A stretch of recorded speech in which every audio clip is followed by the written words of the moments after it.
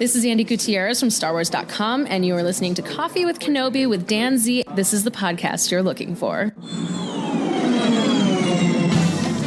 This is James Arnold Taylor, and you're listening to Coffee with Kenobi. I have a good feeling about this. There's something familiar about this place. Well, hello, everybody. Welcome back to CWK Live. I'm your host, Dan Zehr. So excited, so delighted to talk Star Wars with each and every one of you. What a crazy, sporadic summer it has been. I thank you all for your patience. As we try to get CWK Live back in the saddle, and I think we are in a really, really good place.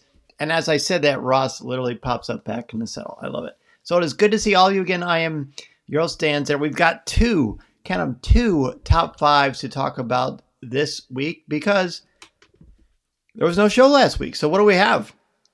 You've got your first is your top 5 moments from Night, the 5th episode of the Acolyte, and then your top 5 moments from Teach/Corrupt. Then, of course, your comments and questions. So many good things to talk about. I need to bring this up because I know cabins are booking, but if you want to join me on the Disney Wish next summer, June 16th to the 20th, this is the time to book at coffeewithkenobi.com/Disney Wish. It's going to be an amazing adventure. Several members of the Coffee with Kenobi family, which is all of you, by the way. People say, who's the Coffee with Kenobi family? Well, you are. If you listen to the show and you like our little community, we are welcome. You are welcome to join us at any time. And traveling with Coffee with Kenobi and Mouse Fan Travel is an absolute blast. The Disney Wish has the Hyperspace Lounge, which you can see pictured here on the right. It's got, I forget the actual name, but I'm going to have Becky Mankin from MEI and Mouse Fan Travel on pretty soon to talk about the Disney Wish and help share the hype and excitement for this awesome, awesome thing. But now, let's just jump right into our top 5. Honestly, let's do it. And for Darren is here. Hello, Darren. And Greg, good evening, Greg. Great to see you, buddy. Boy, my lights are really hot. So let me turn those down. They're not literally hot. I think that just means that they're warm. How's that? Yeah, they're just a little too bright. Hopefully that helps a little bit. All right. So why don't we go ahead and start with our top 5. So let's just stick with Night first. And we'll just kick it off. My number 5 is Light and Darkness. I feel like this episode does a great job, a really great job of explaining and showing them visual representation of the metaphor of light versus darkness and what it means. How light is emblematic of good and hope and positivity, for lack of a better term, whereas darkness is much more challenging because it's evil, because it takes away, light illuminates, darkness takes away that illumination and makes things much more difficult and challenging. And it's also very much a symbol for evil, and I feel like the light and darkness shown in all of this through Pip's lighting, through the lighting of the episode itself and how dark it is, really encapsulates all of that. So let's see what everybody else has. Number 5 for Mr. Fudge, the story and character development, which is very, very, it's been a really mixed blessing, hasn't it, for people? And it's been good to see the reactions that everybody has. Number 5 for Ross, Osha stumbling upon the first slain Jedi. This episode meant business from the very start. Yes, it did. Yes, it sure did. And it did not pull any punches. Number 5 for Brian, Osha seeing all the lightsabers in action after she falls down next to one of the dead Jedi. Very similar to what Ross just said. Adam says everybody was Force Fu fighting. Chimera was as fast as lightning. Now that, Adam, come on.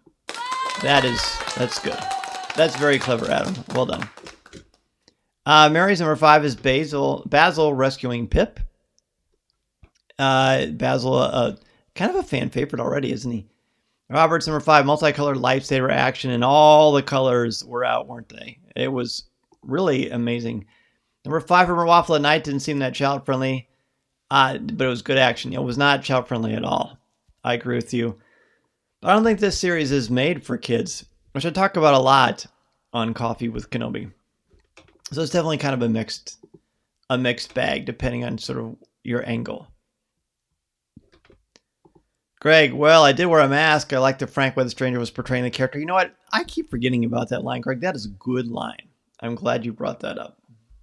Really glad you brought that up. Number 4 for me is the Stranger's helmet. Look, that thing is scary and sinister. When I saw it for the first time, I thought, now that's creepy. That guy really means business. And hello. I mean, the helmet looks like, it reminds me of a DC comic book where the Joker returns and he faces against Batman. There's a weird Batman who laughs, and it's got like which ends up being kind of the Joker, and it's got like a smile cut into the face, but it almost looks like teeth. And it reminded me of that, which has a very ghastly, frightening, it's like an apparition, even though it's not a ghost. It's really, I'm not being very articulate with this, but I think you know what I'm saying. It looks like a horror movie, and it is horrible. It is scary. It is frightening. And I feel like the Stranger's helmet is probably the scariest helmet in all of Star Wars. I mean, Darth Vader's helmet is imposing and iconic, but if you got the two next to each other, I think the Stranger's helmet looks more like something from a Michael Myers or Freddy Krueger type of a movie. If that makes sense. That's kind of more of the vibe that it says. Let's see what other people have. Darren says, I listened to your podcast. I wish they'd explain what was going on with the lightsabers as you discussed. It made more sense after I heard what you said. Maybe you can explain it here as well. Yes. I will talk about it. It's actually going to be one of mine coming up pretty soon, Darren. So remind me if I don't. But when I bring that up, I will talk about that. Let's see. Number 4 for Robert. Chimere's mask, which deactivates lightsabers temporarily. Speaking of what Darren just mentioned. Adam's number 4. Chimere's lightsaber dagger combo. That was pretty cool. Very unique. Just when I think they can't do something more original with lightsabers, or like we've seen double-bladed lightsabers. We've seen the cross guard with Kylo Ren. We've seen doubles. We've seen all kinds of stuff. But then we get the kind of the lightsaber dagger combo. It was pretty cool. Mary's number 4 is the fight choreography, which I think we can all agree. No matter where you are in this series, the fight choreography is peerless. Number 4 for Burnt Waffle, the fact that this helmet just disables lightsabers on contact. Yes. Again, tied into that helmet. Number 4 for Greg, the reintroduction of Cortosis. Any Legends callbacks are helping educate me on all the books I haven't read. And that's okay. I feel like if you read every single Star Wars book ever written, I mean, you'd be Pablo. You'd be Pablo Hidalgo. And you'd also have, I mean, it's a full-time job. It really is. Number 4 for us, I have no name, but the Jedi you might call me Sith. Chimera de Solo holding May with a lightsaber hilt at her head. And I've been thinking about that line a lot. I'm still not convinced he's a Sith. Anybody can say that. But he sure acts like one. He sure seems really powerful. But there's a lot of great lines that the Stranger delivers in this 5th episode. Number 4 for Brian, Chimere's duel with the soul seems to play with them. It plans to play with them while trying to kill him. It's the dichotomy between the two between the Stranger and Soul. I'm assuming, well, we've only got 2 episodes left in this season. I hope we find out more about what's going on with these two, because there's obviously something going on that isn't quite right, that is really unsettling. All right, let's go to number 3. Cortosis. All right. Darren and I mentioned this before. So Cortosis is a metal that, as far as I can tell, it comes from this unknown planet where the Stranger has Osha held hostage, and which is in the next episode. And Cortosis is that rare metal that you can be found on that rare planet. Probably one of the few places it can be found.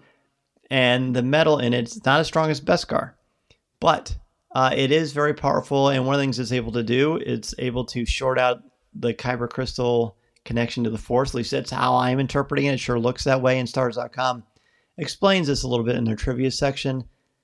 I'm kind of adding the idea that it shorts out the connection between the kyber crystal and the Force. But that makes sense based on what I'm seeing. I don't know. It'll be interesting to see how that shows up. And as the Stranger tells us, when you put on that helmet, it's like a sensory deprivation tank. If you've seen, I don't know if this is a good example, but it's the best one I can think of. If you've seen the Daredevil film with Ben Affleck as Daredevil, there's I think there's some good things about that movie, although it's been a long time. When he goes into sleep in this the sensory deprivation chamber. It's got water in it, and it's like very calm, and he doesn't hear a lot. So there's no noise. There's no outside noise or distraction. The stranger explains it as, you only rely on the force and what you bring with you into the helmet, which is an interesting philosophical concept. But also, they can't read his mind, which the idea of Jedi reading someone's mind while they're fighting is not really something that happens a lot.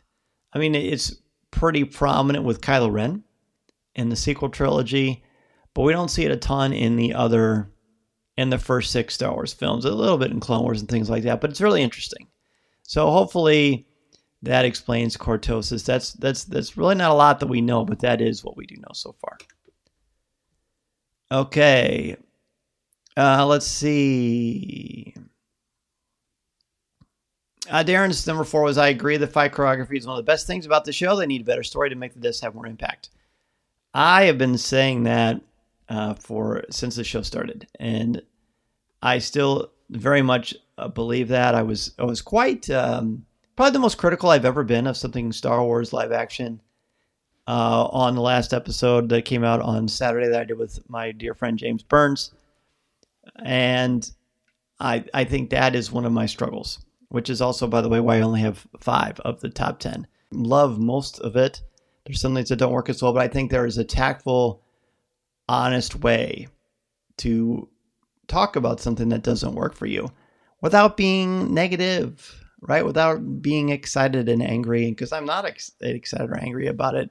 Well, I sort of got pretty worked up on the show, I guess, and I appreciate your grace with me as I walk through this, because like you, I love this franchise so much, and I want it all to be great, and that's just not possible. Number 3 for Robert. Soul's deflecting the lightsaber that Chimera spun towards Osha with so much power that it cut completely through the trees on its turn. Now that was super cool. That was super cool. Number 3 for Brian. Jackie pulling out Kanel Naka's lightsaber to use against Chimera after he's temporarily deactivated. Very, very powerful stuff. Ross is 3. Padawan Jackie's attacks on May and Chimera. She was amazing. She was awesome. It was good to see her as adept at fighting as she was, because I wasn't expecting that. I don't know what I expected, but she was really good. Number 3 for Mr. Fudge. Soul's hiding something, and now he's under some suspicion that he killed his team. Oh, gosh. Yeah, I know. I can't wait to see what happens tomorrow. As with 3 is Jedi Sith Kebab. Harsh, but, clever as well, Adam. Number 3 for Mary. Jackie willing to sacrifice herself to shield May and Soul. Oh, that's true, which is exactly what she did. Greg's 3. The surprise, the second blade, which is used to kill Jackie, and not seeing her revealed until you see her from the back was very shocking. The cinematography on that and the directorial choice to portray the death that way was very effective, I thought. Number 3 for Burnt Waffle, the tension between Soul and Chimera, which is really palpable. Really, really palpable. All right, let's go to number 2 for Night. The Trakata fighting style. So this is the name of the fighting style that the Stranger utilizes in the battle. Trakata. I know this because it was on StarWars.com. It is an unpredictable fighting style. It doesn't follow the typical forms, I don't believe. It's why some of the Jedi had a hard time kind of working and fighting against it, because he didn't follow the rules, which is what we've been told repeatedly. But it's also pretty neat because it was just gorgeous to watch. I mean, the choreography on this, as many of you have said, has just been stunning, and it really showed itself through the Stranger. So good. Really, really good. All right. Colby. Hey, Colby says, hi, everybody. I don't have a list prepared, but I'm enjoying all of yours. Our CWK community is the best. Well, Colby, thank you so much, and great to see you, my friend. Number 2 for Brian. Soul Force pulling Chimera away from May so that Jackie can attack. That was a good move. That was a really cool move. Number 2 for Robert. Chimera pulling one of the Jedi into the blade that had already pierced another Jedi. That was horrifying. It was right up there with Darth Vader's attack on the Rebels in Rogue One. I thought about that too, pulling someone towards a blade with the Force. It seemed very Darth Vader in Rogue One. It was stunning. Number 2 for Adam is Chimera's helmet. Absolutely. I talked about that for my number 4. Number 2 for Mr. Fudge. Chimera having no regret and no emotion to all the people he killed. Yeah, that was intense. Ross, number 2. She was a child from Seoul. You brought her here, Chimere. Chimere keeps using the truth to roast the Jedi. He does. Number 2, for Mary, Jekki's fighting style. She was impressive for a young Padawan. It reminded me of Ahsoka during the Clone Wars. Her use of 2 sabers was fantastic. Of all the Jedi we've lost, her loss hits the most. Yeah, she was a great character, and I was really frustrated with how, when she died, how they treated... I talk about it a lot on the show. You can see, but I think they should have at least gone up and covered her eyes, to close her eyes. But I talked about that enough on the podcast. Number 2, for Burnt Waffle, the fighting was really cool. It was outstanding. Greg's 2, I've come to terms with my darkness. What have you done with yours? The dialogue for Chimere / The Stranger works for me. He's amazing. He is the highlight of highlights in this series. Really, really powerful. And effective. And Manny Jacinto's performance is exceptional. It's Emmy worthy in my opinion. He's really, really convincing. But the number one thing that I wanted to point out for night. Speaking of, the Stranger blew me away. He was amazing. He was fearsome. He was captivating. He was charismatic. His fight skills are unparalleled. The fight choreography was great. He obviously was in terrific shape for the role. It was just, narratively, he was as scary as it gets. And I loved seeing the Stranger. I was more interested in the Stranger than any of the other characters. And I don't know that that's necessarily... I hope that's not a recipe that always happens, but it just really worked for me in this one. Okay, let's see what other people have. Number 1 for Greg. Jekki's look after the second blade reignited will be living rent-free in my head for quite some time. It was a lot. It was a lot, wasn't it? Darren's number 1. The reveal the real guy behind it all, Chimere. Ross is number 1. Chimere fighting everyone. Yes. Number 1 for Mary the Stranger's reveal when Jekki knocked off the helmet. That was fun. Somewhat expected, but Leslie Helen said she was okay with it being sort of telegraphed because it was still emotionally impactful, and it was. Number 1 for Brian, the reintroduction of Cortosis. I screamed when it deactivated the first 2 lightsabers. My wife paused the episode and said, okay, what is that? Another nod back to Legends. Exactly. Number 1 for Robert, the frightening revelation of the Stranger. Excellent. Adams, number 1, Jekki died valiantly. For a Padawan, she fought longer and harder than those more advanced. Than those that were more advanced than her. Yes. Mr. Fudge is 1. Osha felt the giant bug feelings.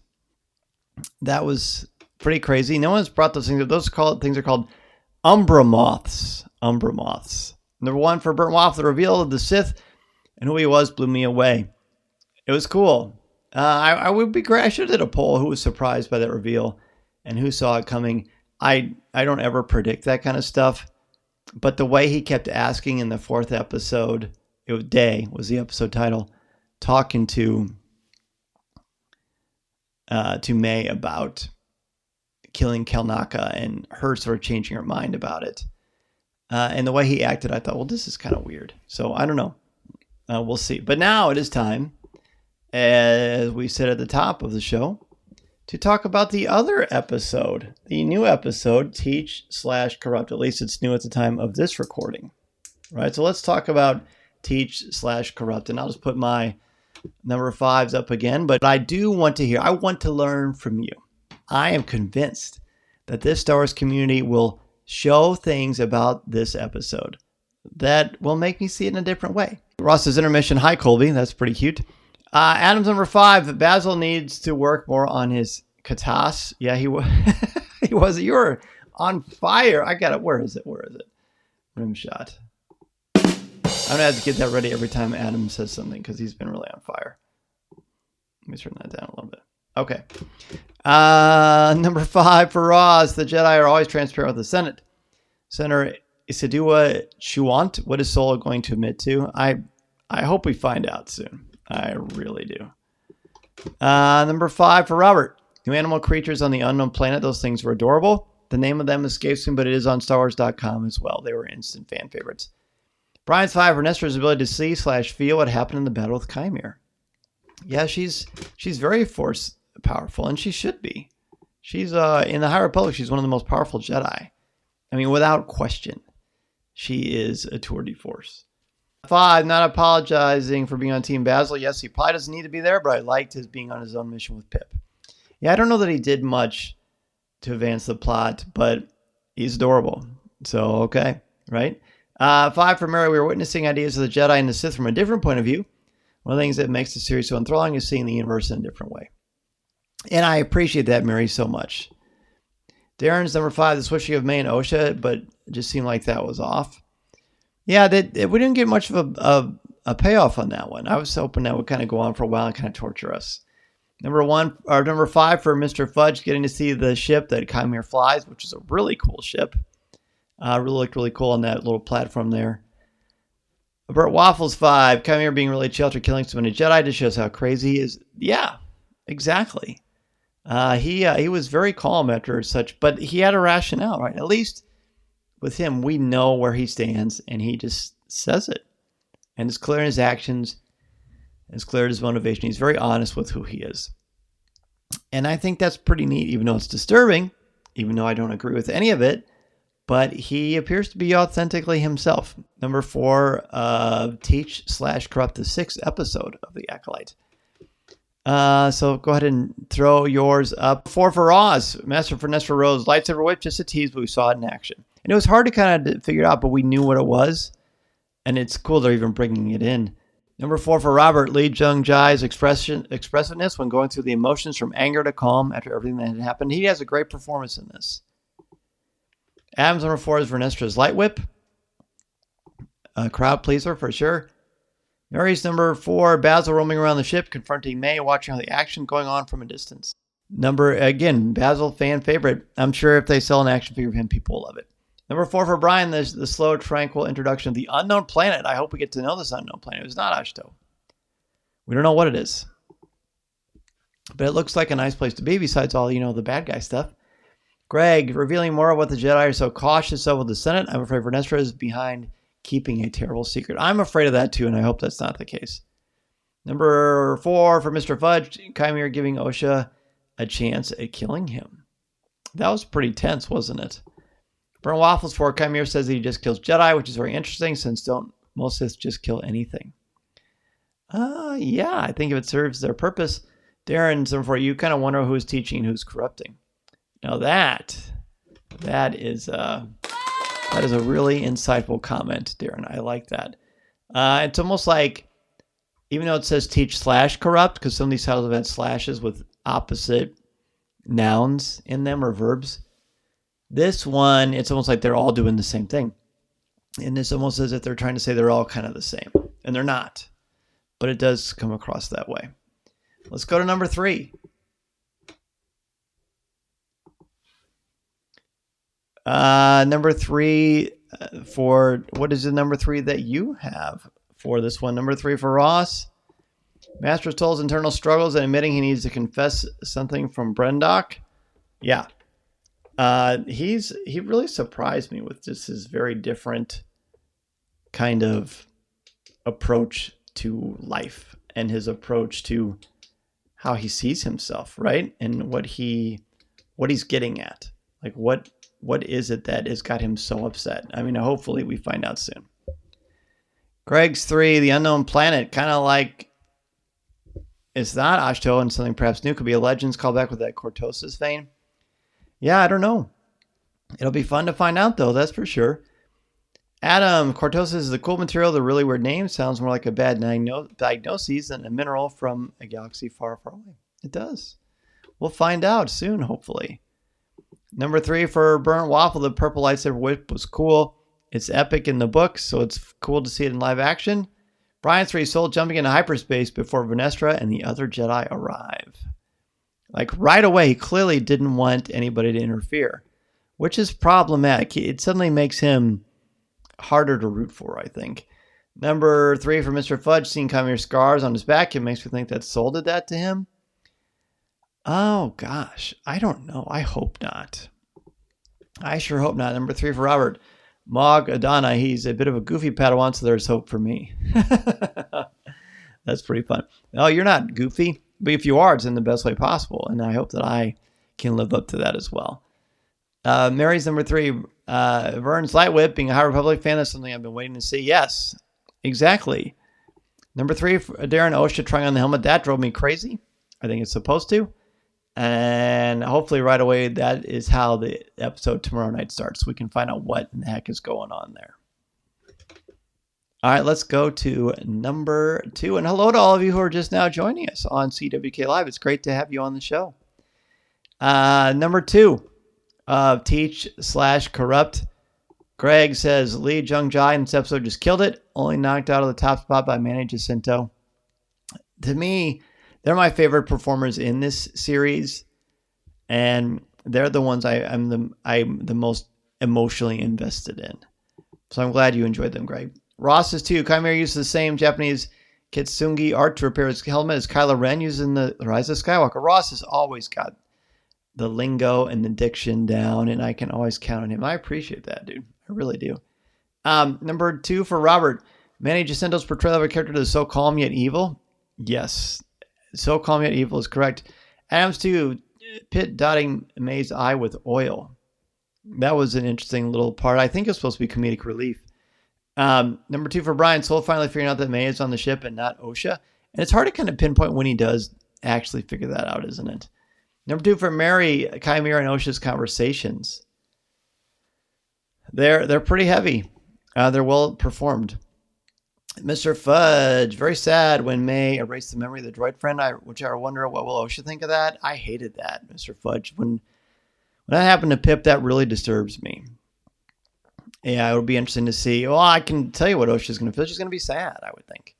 Mr. Fudge, speaking of that, very sad when May erased the memory of the droid friend, which I wonder what OSHA will think of that. I think I just read that. Burnt Waffle, number 2, the fact that Chimera is a Jedi makes you wonder what the Jedi did to make him turn to the dark side. An interesting turn of phrase. Can someone make you turn to the dark side? Because it's a choice. But there's more to it than that, isn't it, Burnt Waffle? Burnt Waffle, you bring up some very interesting ideas here. Darren's 2, finding some more out about OSHA. Yeah, I feel like the more I know about OSHA, the less I know about OSHA. Robert's next one. Hopefully OSHA backed Pip up. I hope so. That's probably what will happen. I hope that is what happened. But let's go to number 1. Your number 1 moment from Teach/Corrupt. Who's going to be the first one to leave their number 1 comment from Teach/Corrupt? I look forward to the days like when Ahsoka came out, how we would do the live show, and then as soon as live show's over, there would be a new episode. That was so much fun. Number 1 for Greg, the slow seduction of OSHA by Chimera. I thought was great. I was like the slow burn of this. Lots of points to stew over. I was looking for this since the series started. It's moved too fast in parts.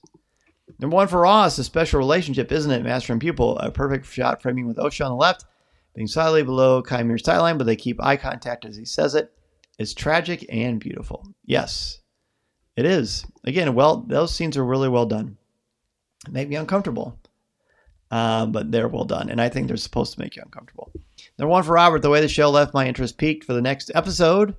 What happened that was so horrible that it had such a terrible effect on each of the primary characters, and I hope we find out next episode. Number 1 for Adam, Pip being reset to factory settings, very emotionally impactful. Brian's number 1, Soul getting frustrated and slamming his fist, but taking time to calm himself and recenter. And yet he doesn't get calm, because at the end he turns in like this oppressive captor, and it's pretty upsetting. Darren's the one who felt odd and too similar when we find Chimera on an island that looked very similar to where Luke was found, and there might be some interesting bookends to that. Mr. Fudge is one, did Chimera forge Cortosis, or did someone give it to him? Now that's a good question. Episode 8, Darren says. Yeah, I got you, buddy. Mary's number 1, OSHA waking up on the unknown planet. It was exactly the same camera angle and camera follow for her as she wakes up and raises from her bed. Are we seeing the beginning of a new journey for her? Maybe. I wondered that myself, Mary. Number 1 for Burnt Waffle, OSHA putting on the helmet at the end of the episode. I wonder what's going to happen. I know what I hope doesn't happen, but since I don't want to speculate, I guess we'll just kind of see, won't we? All right, I think I've got everybody. You did an amazing job. So many of you joining us on CWK Live, which I always appreciate. Now, next week, of course, we're going to look at episode 7. We've only got 2 episodes left, so episode 7, the penultimate episode of season 1 of The Acolyte. We'll give your top 5 moments from that. So now, let's go to Ask Dan Z.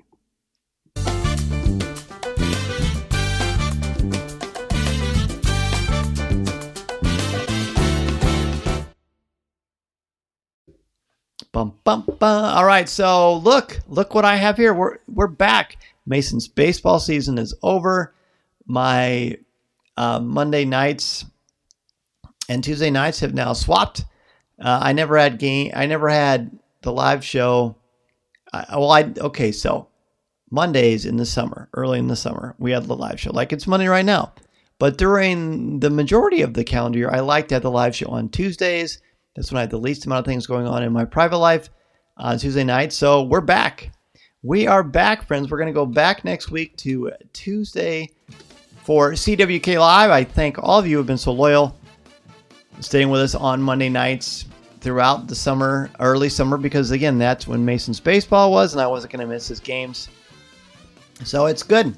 As much as I love you all, you got to have family first, right? So it'll be good to go back to Tuesday. So next Tuesday is when we're going to do our top 5 episodes. And then right after the episode, we'll go into the finale of The Acolyte, which is kind of perfect. So consider it like an Acolyte pre-show. It's a perfect way to kind of remind ourselves of the 7th episode, what happens. And then as soon as CWK Live's over, we can watch episode 8. Got some ideas about that. We'll see how it goes. Did you organize something in the background of your studio? I did. I've got a lot of things going on in the back of the studio. I'm still waiting for some lighting to come in. I've got some new figures back there. I got some new things going on.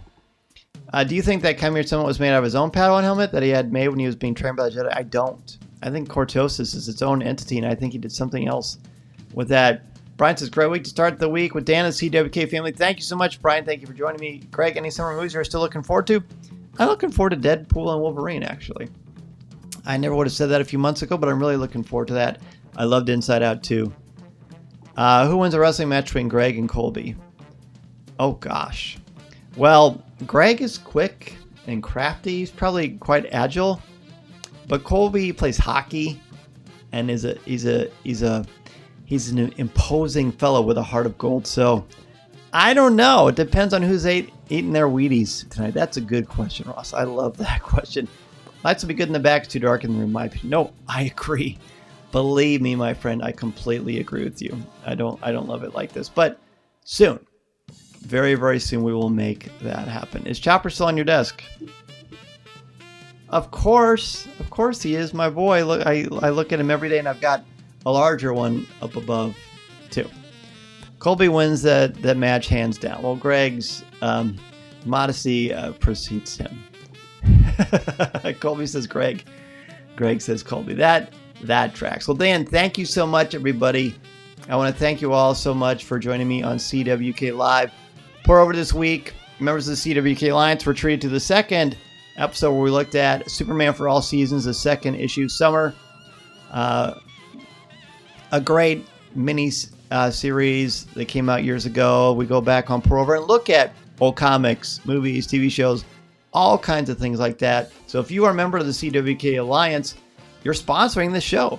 Because of you, this show exists. And we don't just, you don't just give something for nothing. You get CWK Pour-Over back. At the end of the show, I'm going to show you a trailer for what we did on the last CWK Pour-Over, so you know what I'm talking about. And this is where we talk about a little bit of our excitement over Superman. And Corey brings out, he does a little show and tell sometimes, he brings out an action figure of Superman, and we go crazy. So here's a clip of Pour-Over. Thanks again so much, everybody. Have a great week, and I will see you soon. This is the podcast you're looking for. Thanks so much for joining me.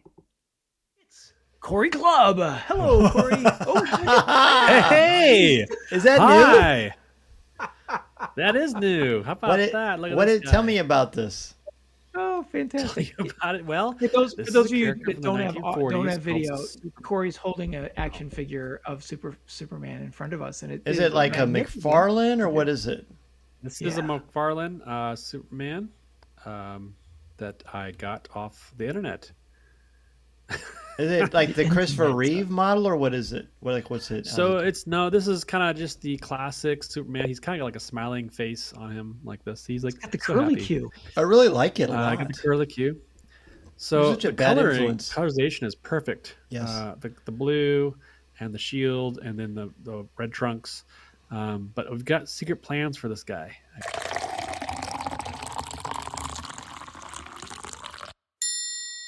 This podcast is not endorsed by the Walt Disney Company or Lucasfilm Limited. It is intended for entertainment and informational purposes only. The official Star Wars website can be found at www.starwars.com. Star Wars, all names, sounds, and any other Star Wars related items are registered trademarks and or copyrights of Disney and their respective trademark and copyright holders. All original content of this podcast is the intellectual property of Coffee with Kenobi unless otherwise indicated. This is the podcast you're looking for. There's no one